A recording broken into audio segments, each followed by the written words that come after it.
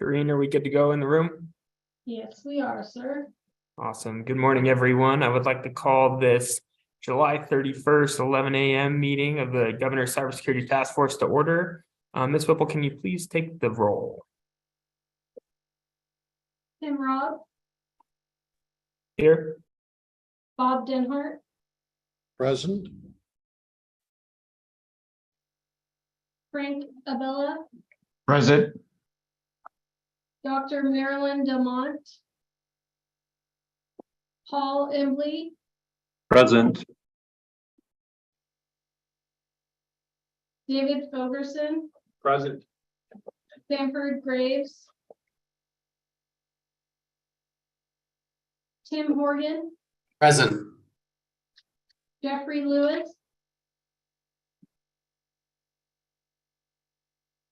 Martin Mueller, Akeem Patel, Present. Brandon Peterson, Present. Sandy Rubalid, Present. Billy Samuels, Present. James Wood,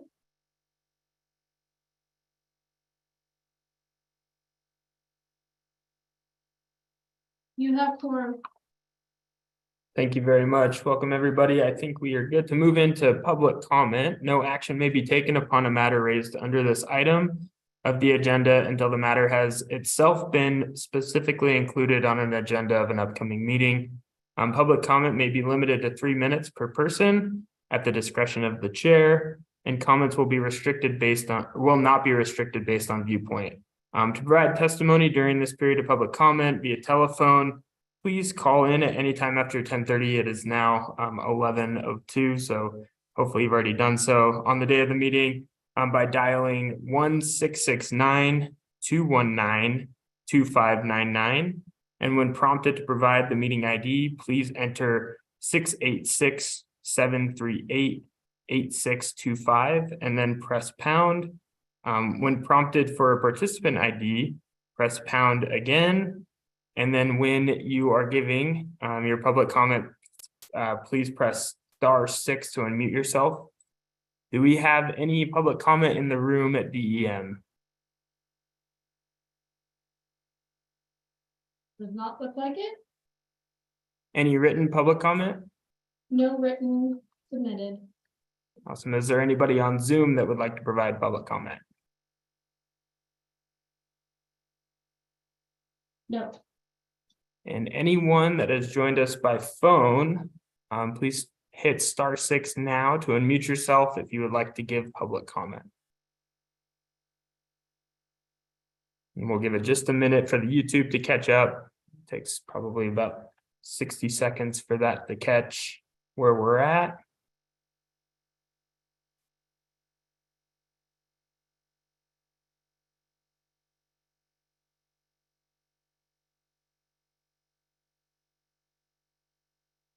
Okay, hearing no public comment, I think we're good to move on to the approval of the minutes. Do I have a motion to approve the minutes from the last meeting?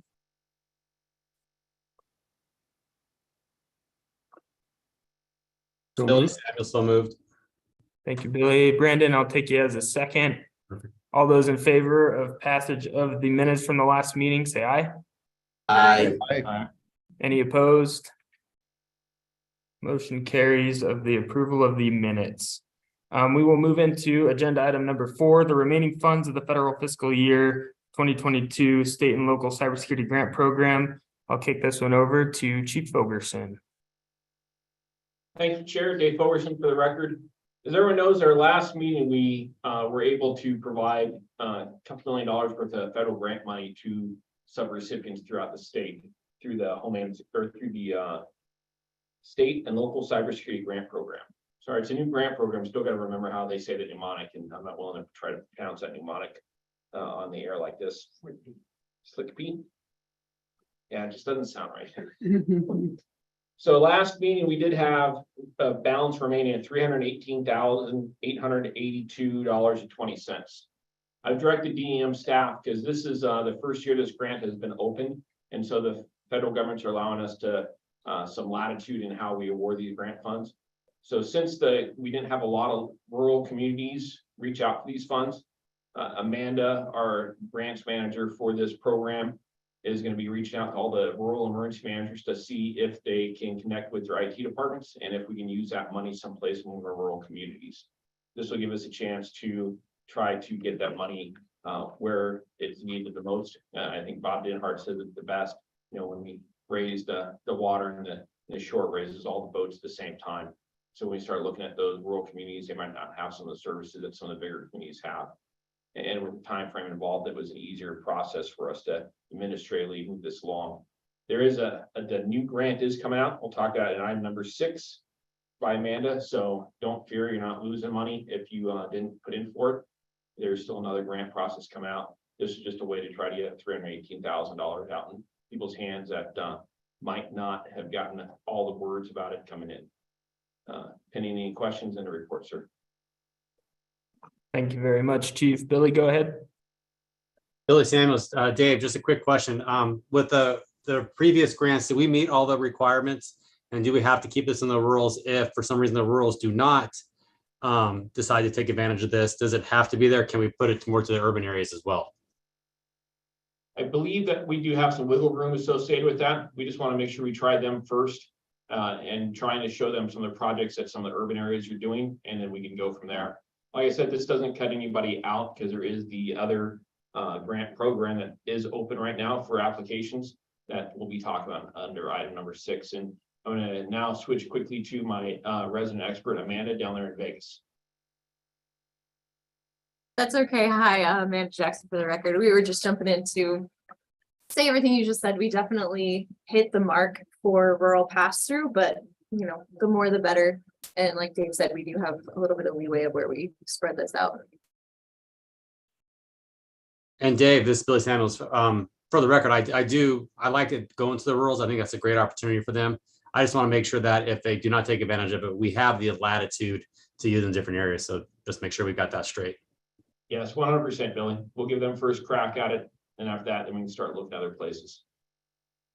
Awesome. Thank you all. I think the name of the game is making sure we get every dollar that we can out into every group that can also spend it on things related to this grant program. So is there anything else from the group that they would like to discuss on this piece? Any questions for staff?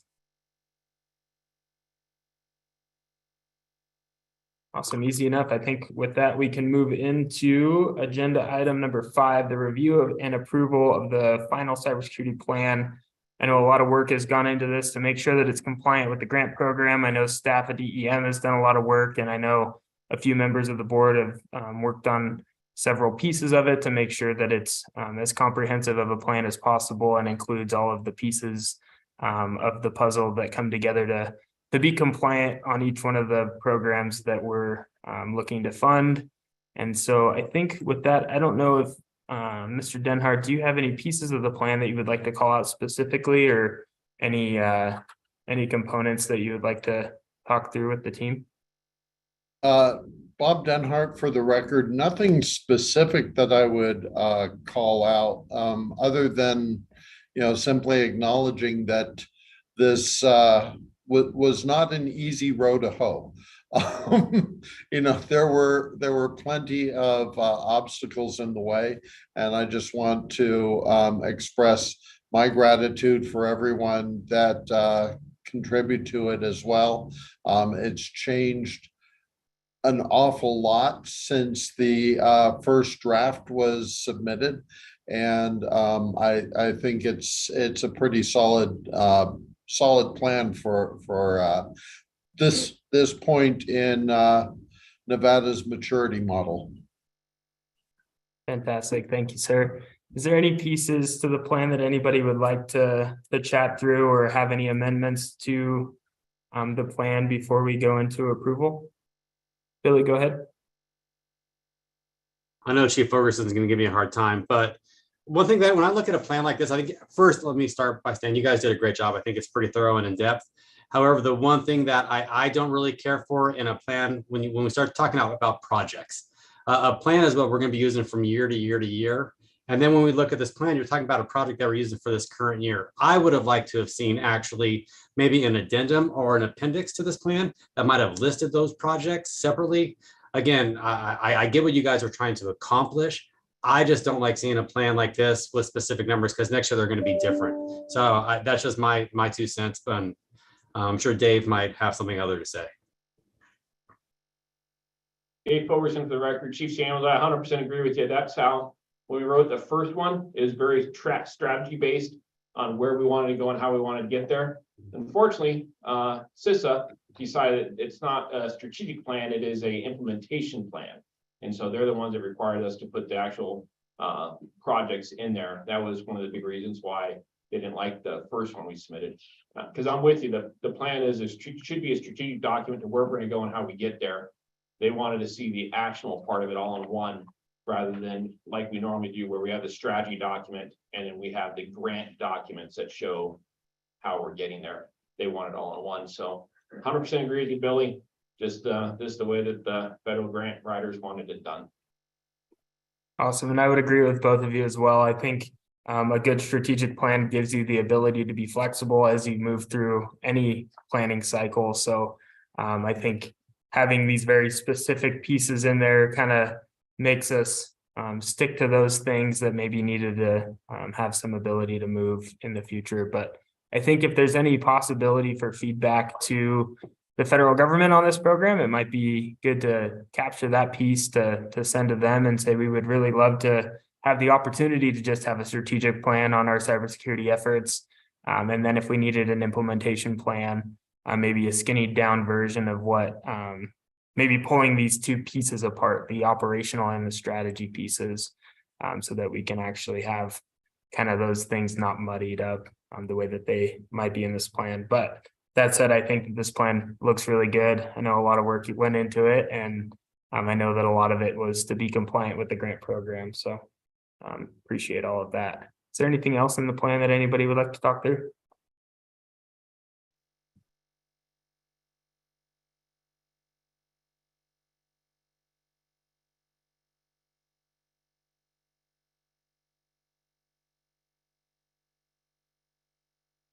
Awesome. Hearing none, I think I would entertain a motion to pass and approve the latest version of the cybersecurity plan. Bob Denhart, so moved. Thank you, Bob. Second. And a second from Paul. All those in favor of approval of the state of Nevada cybersecurity plan, say aye. Aye.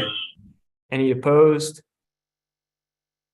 Motion passes, and we now have an approved final version of the cybersecurity task force, or the cybersecurity plan, sorry.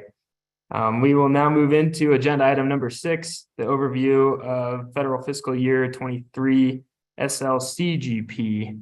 And this will be Amanda down south. Go ahead, Amanda. Hi, I'm Amanda Jackson for the record. I'm going to go through the timeline that was sent out as the meeting attachments. Normally, the first item in the timeline would be release of the fiscal year 2023 state and local cybersecurity grant program notice of funding opportunity. However, that has not been released yet. We were told initially it was going to come out in mid-July, then we were told mid-August, and we've reached out to our contacts at FEMA to find out when that is actually going to be released, and we haven't received anything back. So we're still waiting. As closing out fiscal year 22, we sent a survey to the people that applied for the grant and asked them to provide their feedback on the application process. Not many responses were received, but we got more than we expected, so that's good. We discussed the results of that survey at an after action review, along with successes and challenges that we experienced internally. And then we've used this feedback to make updates to the application process and to the technical assistance sessions going forward in fiscal year 2023. Although the 2023 NOFO isn't released yet, we don't anticipate any big changes from 2022 based on what we learned at the FEMA pre-NOFO webinar. So we went ahead and we opened the application period. We opened that on July 18th, and then it's going to close at 11:59 p.m. on August 18th. So that is currently available on Zoom Grants. Once the NOFO is released, we'll reach out to sub-applicants regarding any required updates to their application if we do see any big changes with the NOFO, but like I said, we don't really expect a whole lot to be different.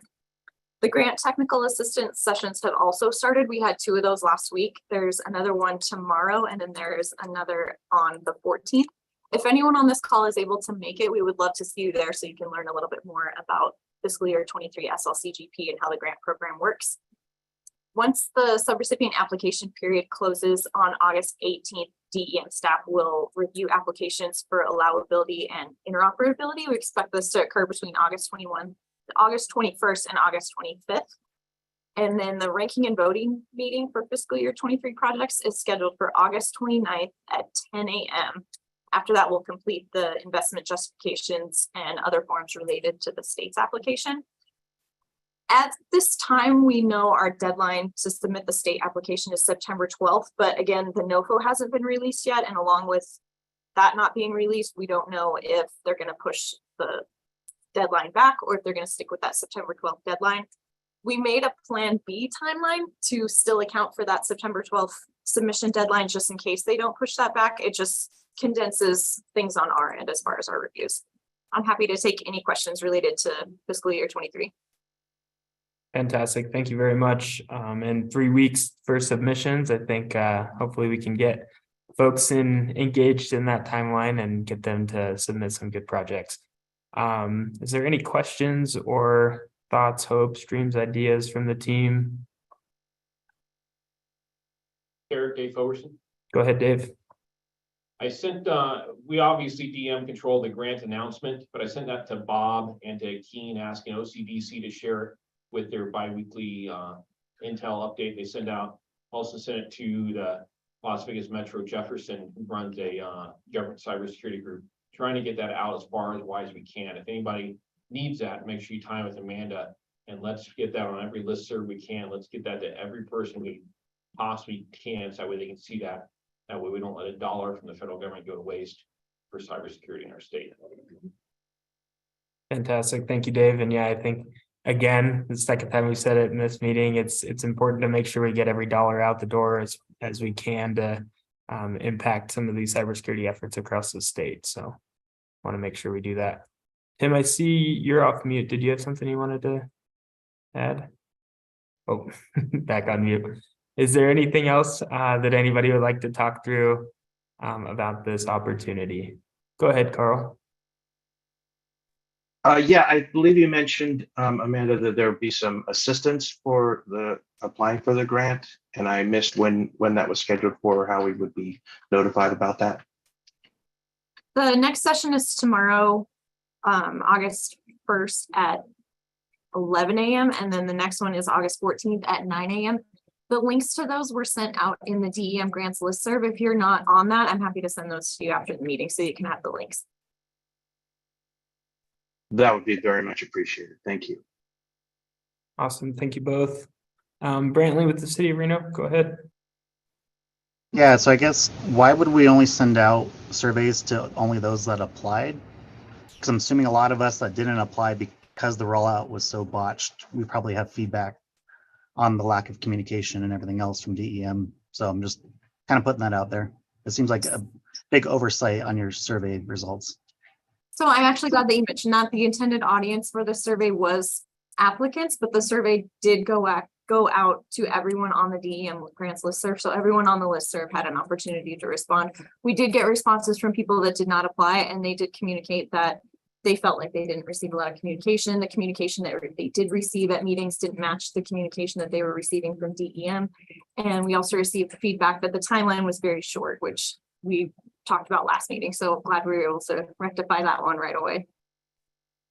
Awesome. Thank you very much. And Brantley, if you do have concerns, I know the DEM team is more than happy to work through any of the challenges and make sure we're doing it better the next time. I think that's definitely kind of the mantra of the DEM team, is making sure after action reports are thorough and that the learnings are addressed. So anything else from anybody?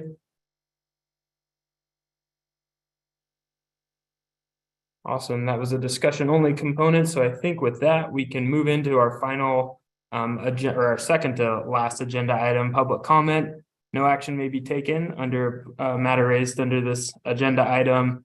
And I will go through the call-in information again.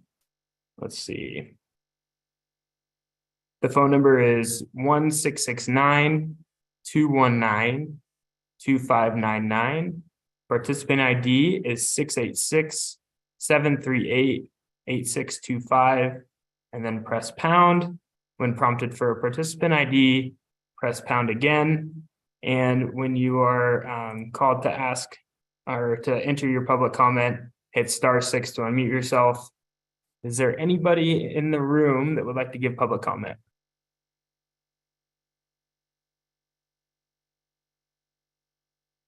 Hearing none, is there anybody on Zoom that would like to give public comment?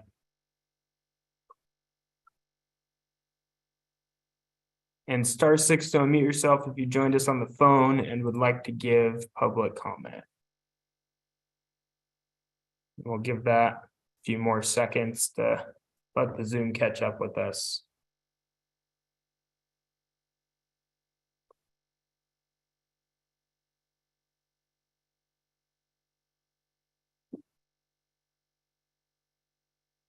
Fantastic. Hearing none, I think we can move to adjournment. All those in favor of adjourning this item or this meeting of the Cybersecurity Task Force, say aye. Aye. Aye. Any opposed? Motion passes. Thank you all. Have a great day. Thanks for joining us. Thanks, Tim.